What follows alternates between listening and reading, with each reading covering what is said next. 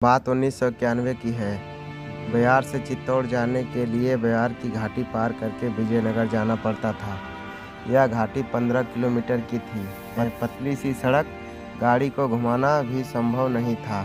लूट मार के डर से यह रास्ता अक्सर वीरान रहता था, पर यह शॉर्टकट था। दूसरे रास्ते 50 किलोमीटर का घुमाव डाल देते थे। विक्रम मामा कुछ काम से ब्यावर आए थे और 8 बज गया था। शॉर्टकट लेने के अलावा कोई चारा न था, नहीं तो घर पहुंचते पहुंचते 1 बज जाता। वैसे भी वो हिम्मती इंसान है। उन्होंने घाटी का रास्ता पकड़ लिया। घाटी भूतों की कहानियों के लिए मशहूर था। अक्सर ड्राइवर लोग कभी बूढ़े आदमी कभी औरत को देखने का दावा करते थे। मामा इन सब बातों को नहीं मानते थे। वो कहते थे कि जब मैं अपनी आंखों से देखूंगा तभी मानूंगा। मामा को भूत से ज़्यादा इस सुनसान रास्ते में चोर डाकुओं को ज़्यादा डर था। इस जगह से कुछ लोगों की डकैती किया करते थे। यहाँ के लोकल जनता को परेशान नहीं करते थे। यही सोच के मामा ने भी तेज़ आवाज़ में अपनी जीप में गाने लगा दिए, ताकि कोई लुटेरा हो तो उसे लगे कि कोई लोकल निवासी है। 8:30 हो चुके थे, अंधेरा हो चुका था। घाटी पूरी सुनसान थी, कोई ट्रक भी नहीं चल रहे थे। घाटी के आसपास पहले बहुत गांव थे। 1972 की लड़ाई में पाकिस्तान ने काफ़ी गोले बरसाए थे।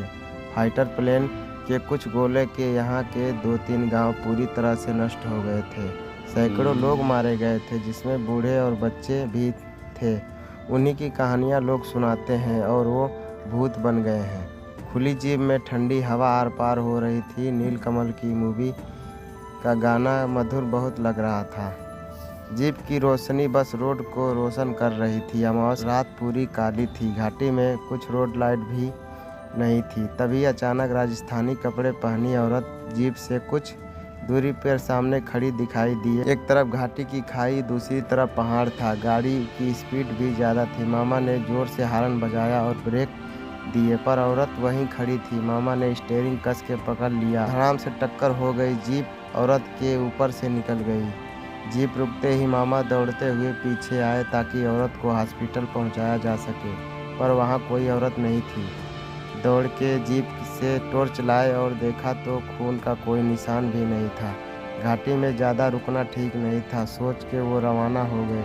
उनको समझ नहीं आ रहा था कि वे क्या हुआ। संभलने के कुछ देर बाद उन्होंने ध्यान हटाने के लिए कैसेट की तरफ हाथ बढ़ाया तो उनके हाथ पर लुगड़ी ओढ़नी का कपड़ा टच हुआ। देखा तो पास के सीट पे वही औरत बैठी थी। एक पल के लिए सब सुन्न हो गया। उन्होंने फटाफट से गर्दन मोड़ी, बस रोड को देखने लगे। उन्हें नहीं पता था कि अब क्या होगा। बस गाड़ी चलाए जा रहे थे। अपनी सांसें, धड़कन और डर को उन्होंने संभाल के रखा था।